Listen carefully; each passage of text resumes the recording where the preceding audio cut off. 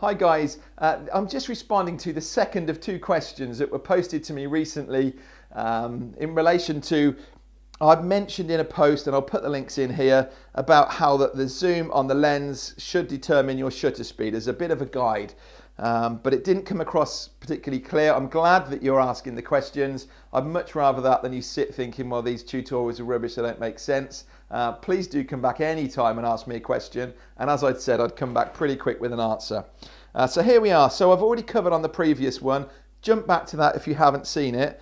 But what I was just explaining is that when I'm talking on here about 200mm on my lens, should mean that I go above 200th of a second with my shutter speed. There's a crop factor that really stuffs that up now. You get your heads in gear, right, for the next couple of minutes. I'm working on a full frame camera here, which means that the sensor at the back of here, when I take this off and there's a sensor at the back, on a full frame camera, that whole sensor is being used. In fact, let me use this little screen on the back here. Imagine that's my sensor. With a full frame camera, that whole sensor is recording information. So it's picking up all of that detail on the size of it.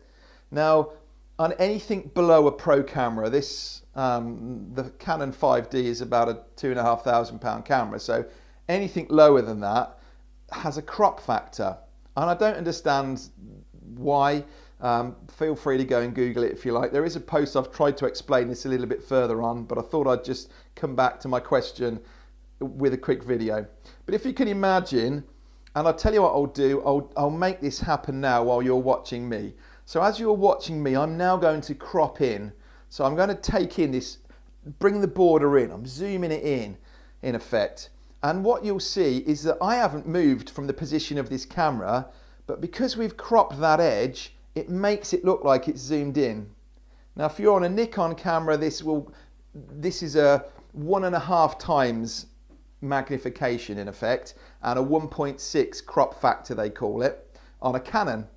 So nothing has happened. I haven't zoomed in anymore with my lens, but because I've lost the border of this, it's now looking at this, a smaller amount of information in here, and because that's then stretched out on your screen, it's as if it's zoomed. So let me do it again. So this is full frame, and this is cropped. So you see that I haven't moved, but it makes it look like I've zoomed.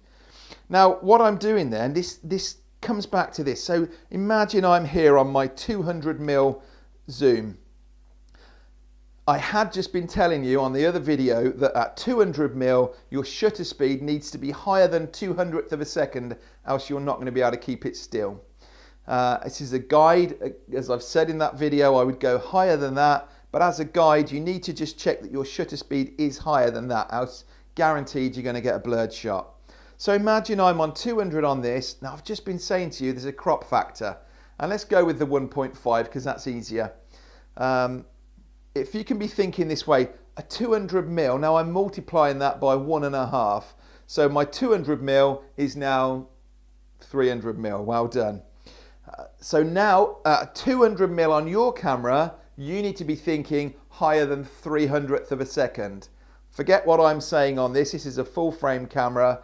On anything less than this, you need to be multiplying half on top. So my 300 zoom is actually going to give me a, well done, 450. You're catching on. It's like a little maths lesson. So, and you can notice it. If I put this same lens on my, I've got a 30D background here, but I've been using a friend's 60D. If I put this same lens on his and look through it, it will look like it's a 450 zoom. When I put it back on this, it will be back to its 300. So actually, by not having a full frame camera, you get an extra zoom, which can be a real bonus.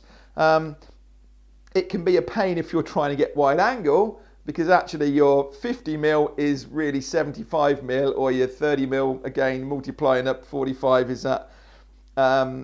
So it means you don't get as wide, which is why you can go down to say 10 to 20mm. But yeah, it's a big bonus on the zoom. So actually your 200mm zoom is a 300mm lens, which means you can go out and get something like that 70 to 200 Sigma that I've advertised and mentioned for under £100, and really you're getting a 300mm zoom. So just I hope I haven't waffled on too much about that. I'm just trying to get explaining it really as best as possible to you. So the rule of thumb is that you can look on here and say 200 mil, right, I should be higher than 200, but now you've got to remember I've got a crop factor, so I have to times this by 1.5. So I'm just adding half again. So now my 200 mil on here means I have to be above 300. 100 mil on here means I have to be above 150. You getting it? So hopefully that makes a bit more sense. I thought it would be easier to try and put in a video than put in words. Jump across. There is another post on the site that tries to explain and shows you in picture form how that crop factor works. But yeah, hopefully, I said I'd get back to you this weekend with an answer. Here I am. Hopefully that's made a bit of sense as to what I'm meaning. It is a good little guide just to remember and keep in mind when you're out in the field and you're just trying to get your head around where's the starting point for shutter speeds and apertures. Okay, thanks very much. See you soon.